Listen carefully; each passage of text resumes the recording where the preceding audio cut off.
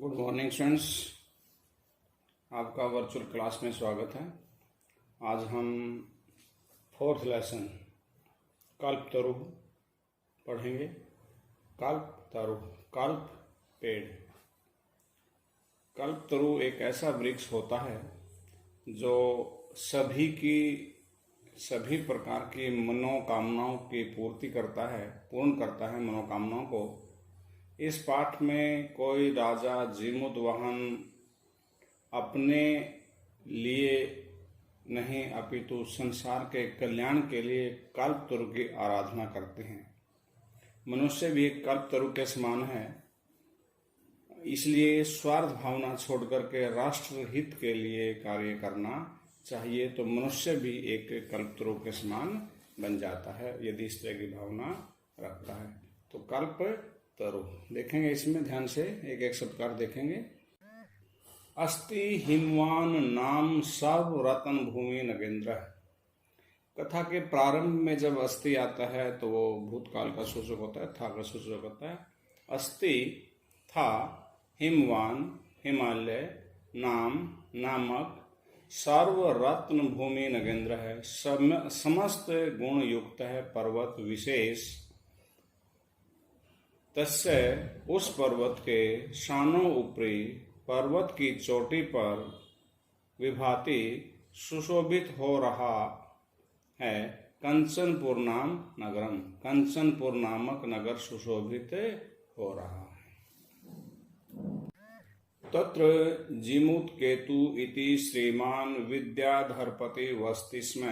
तत्र वहाँ जीमूतकेतु ये नाम है, इति अर्थात इस नाम वाला श्रीमान विद्याधरपति विद्याओं धरों का स्वामी अर्थात राजा वस्ति में रहता था। वहाँ जीमूतकेतु विद्याओं का स्वामी रहता था। तस्य गृह उद्याने कुल क्रम आगत है कल्पतरु स्थित है। तस्य उसके गृह उद्याने, गृह जमा में उद्याने, गृह के है और उद्याने को ओ हो गया है, गुण संधि हो गई है। गृह उद्याने घर के उद्यान में बगीचे में कुल क्रम आगत है, वंश परंपरा से प्राप्त कल्पतरु स्थित है। कल्पतरु नामक पेड़ स्थित है, विद्यमान है। स राजा जीमूतकेतुः तम कल्पतरुम आराध्य तत्प्रासादात् च बोधिसत्व अंश संभवम जीमूतवाहनम नाम पुत्रम प्राप्नोत।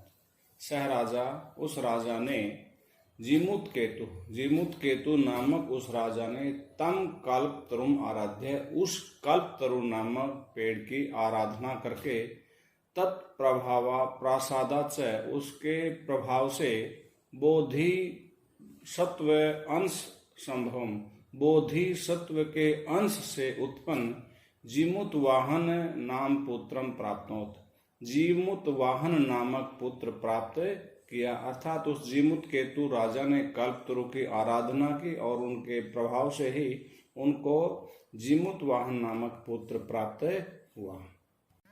और वो पुत्र कैसा था? स महान दानवीर है, सर्वभूतानुकंपी च आसीत। स वह कौन? वो जो राजा जीमूतवाहन महान दानवीर है, महान दानवीर, दान देने वाले, दानशील। सर्वभूतानुकंपी, सर्व सभी, भूत होता है प्राणी और अनुकंपी दया करने वाला, तो सभी प्राणियों पर दया करने वाला। च अभवत, और वह महान दानवीर और सभी प्राणियों पर दया करने वाला हुआ। तस्य गुणै प्रसन्न है, सो सचिव से प्रेरित है। राजा कालेन संप्राप्त यौनम तम यौ राज्य अभिषिक्तवान।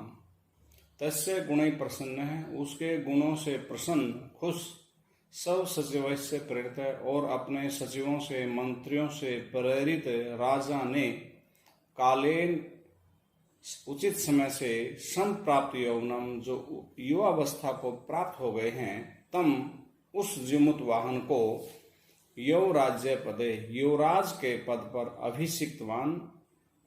अभिषिक्त किया, यानी कि युवराज घोषित किया, उसको युवराज बनाया। उस राजा ने, जीमूतकेतु राजा ने उनके अपने पुत्र जिमुतवाहन के गुणों से प्रसन्न होकर के और मंत्रियों की सलाह से उनसे प्रेरणा लेकर के अपने युवावस्था को प्राप्त पुत्र को युवराज घोषित किया, युवराज बनाया। यौ राज्ये स्थितः स जिमुतवाहनः कदाचित् हितैषी भी पितृमंत्र से उक्त है। युवराज को या युवावस्था में स्थित उस जिमुतवाहन को कभी हितकारी पिता और मंत्रियों के द्वारा कहा गया, युवराज की हे युवराज, यह जो अयम यह सर्व कामदः है, सभी कामनाओं को देने वाला, पूर्ण करने वाला कल्पतरु विद्यमान है। तव उद्याने तुम्हारे बगीचे में स्थित है, तिष्ठति है, सह तव सदा पूज्य, वह तुम्हारे द्वारा सदा पूजनीय है, अर्थात तुम्हें सदा उसकी पूजा करनी है। अस्मिन् अनुकूले स्थिते शक्रः अपि न अस्मान् बाधितुं शक्नुयात्।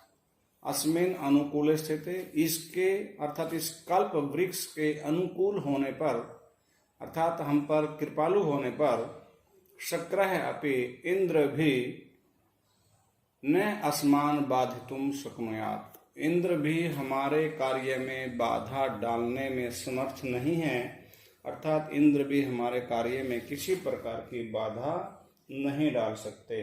तो इसलिए वो बाधा नहीं बन सकते कि इसलिए तुम्हें इस कल्प वृक्ष की आराधना करनी है, ये तुम्हारे लिए पूज्य है।